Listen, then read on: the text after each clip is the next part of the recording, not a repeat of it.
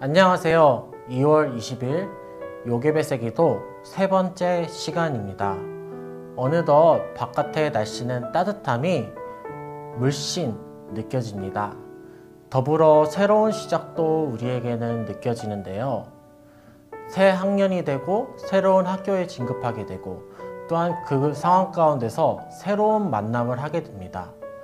또 더 나아가서는 우리가 새로운 사회에 발을 디딛게 되는 경우도 보게 됩니다. 하지만 여전히 코로나로 인해서 우리는 불안함과 두려움을 마주하게 됩니다. 그렇지만 불안함과 두려움 속에서도 우리를 붙드시는 그 하나님을 느끼며 경험하며 살아가기를 기도하겠습니다. 오늘 저희가 함께 나눌 말씀은 잠언 9장 10절부터 12절입니다. 여호와를 경외하는 것이 지혜의 근본이요 거룩하신 자를 아는 것이 명철이니라. 나 지혜로 말미암아 내 날이 많아질 것이요 내 생명의 해가 내게 더하리라. 내가 만일 지혜로우면 그 지혜가 내게 유익할 것이나 내가 만일 거만하면 너 홀로 해를 당하리라. 우리가 지혜라는 단어를 어릴 적부터 수도 없이 들어왔습니다. 지혜로워야 한다, 똑똑해져야 한다.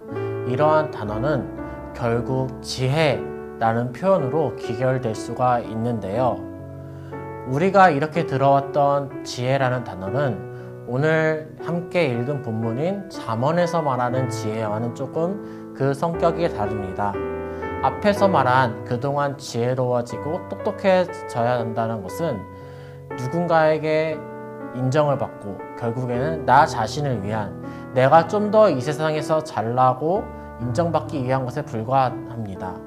그래서 어릴 때는 저도 중고등학교 때 똑똑해지기 위해서 지혜로워지기 위해서 잠언을 읽었던 경험이 있었습니다.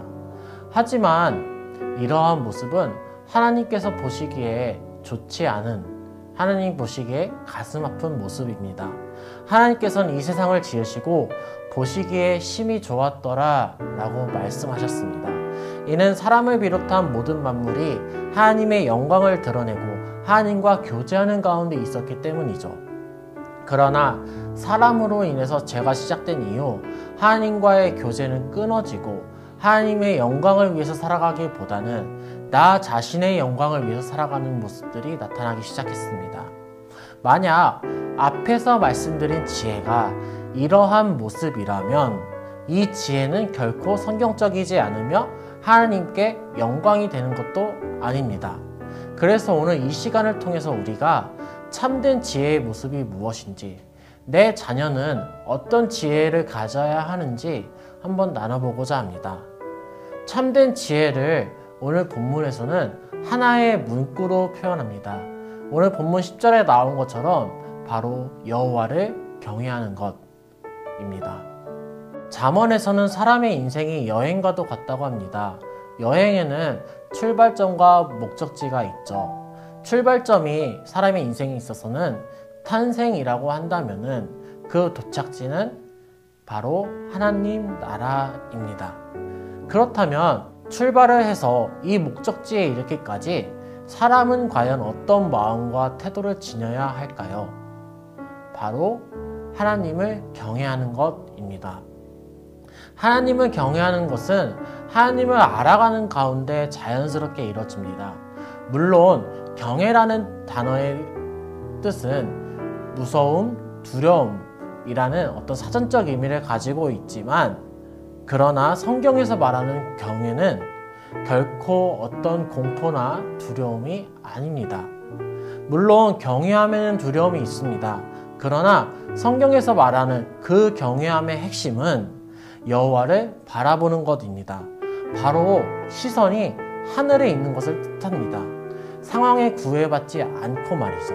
그래서 바울이 빌립보서 3장 20절에서 말한 것처럼 우리의 시민권은 하늘에 있으니 우리가 시선을 하늘에 두어야 하는 게, 우리의 삶의 기준을 하늘에 두어야 하는 게 바로 여호와를 경외하는 것입니다. 그렇다면 여호와를 경외하는 것, 이렇게 성경에서 말하는 것이 그 삶이 바로 지혜인데, 이 지혜가 있는 사람의 참된 모습은 그리고 그 태도는 어떤 것일까요? 바로 우리의 자녀들이 매일매일 그 하루의 삶을 선물로 알고 감사함으로 받아들여서 하나님을 바라보며 살아가는 것입니다. 그래서 그 삶이 결국은 하나님께 영광이 되는 것입니다. 세상에서는 지혜로운 사람의 모습을 최고의 사람, 으뜸이 되는 사람으로 말합니다. 그러면서 그 사람을 알아가기 위해서는 어떠한 숫자, 수치로 기준을 세웁니다. 그러나 내 자녀들도 그 기준에서 피할 수 없습니다. 그렇지만 자녀들이 어느 정도 그 만족감에 도달하지 못했을 때, 만족한다는 그 선에 도달하지 못했을 때 자녀들은 자신의 가치를 스스로 깎아내리고 자신을 지혜 있는 사람, 가치가 있는 사람이라기보다는 오히려 그 반대로 생각하는 경우를 우리는 볼 수가 있습니다. 이러한 모습은 하나님이 원하시는 지혜로운 삶의 모습이 아닙니다. 세상에서는 경쟁을 붙입니다. 그러나 하나님은 그러시지 않습니다. 하나님은 모든 사람이 존귀하다고 여기시는 분입니다. 그래서 우리 자녀들이 이 사실을 알고 살아가기를 원합니다. 물론 그리스도인으로서 삶의 방식을, 세상의 방식을 피하기란 어렵습니다. 하지만 그 상황 속에서 하나님이 원하시는 모습, 바로 주어진 매일매일의 삶을 선물이라 생각하고 하나님 앞에 서 있다는 코람데오, 그 삶을 살아가야 합니다. 다니엘이 그랬습니다.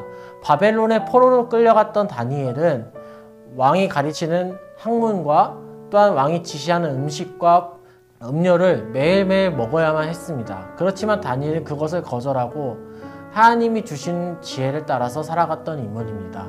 그리고 자신에게 주어진 매일매일의 삶을 하나님 앞에서 먼저 시작했던 사람입니다.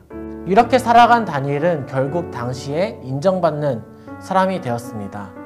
하지만 이는 자신의 어떤 노력이 아닌 하나님을 경외하고 하나님을 먼저 바라보고 그리고 하늘에 자신의 시선과 자신의 기준을 두었기 때문에 가능했습니다.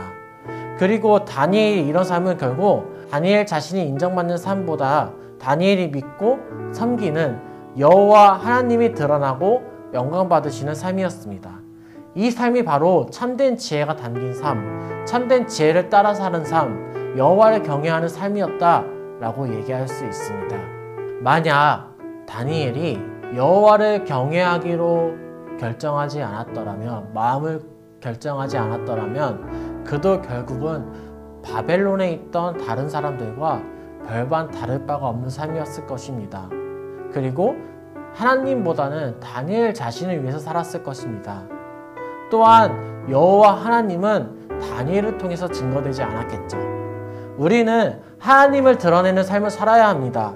이 삶이 바로 하나님을 경외하는 삶이고 하나님께 영광이 되는 삶입니다. 이렇게 다니엘이 살았던 지혜의 삶을 우리 자녀들도 살아가기를 소망합니다. 이렇게 하기 위해서는 세상의 기준이 아닌 바로 하나님이 우리에게 주신 기준, 말씀을 따라가서 살아가야 합니다. 그 말씀에는 하나님의 지혜와 명철이 담겨 있습니다. 그래서 매일매일 말씀을 통해서 하나님을 알아가기를 힘쓰고 하나님을 찾고 의지하는 자녀들이 되기를 주님의 이름으로 소망합니다.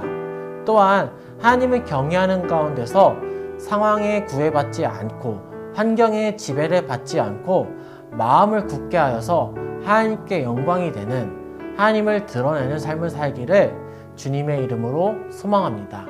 이 시간 함께 기도하시겠습니다. 기도문을 따라서 함께 읽도록 하시겠습니다. 여호와를 경외함이 지혜의 근본이라고 하셨으므로 소망이가 여호와를 먼저 경외하게 도와주세요. 거룩하신 하나님을 알게 하시고 모든 상황을 하나님의 관점으로 이해하도록 이끌어 주세요.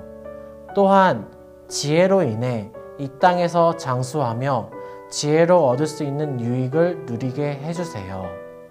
소망이가 온 마음을 다해 여호와를 신뢰하게 도와주세요.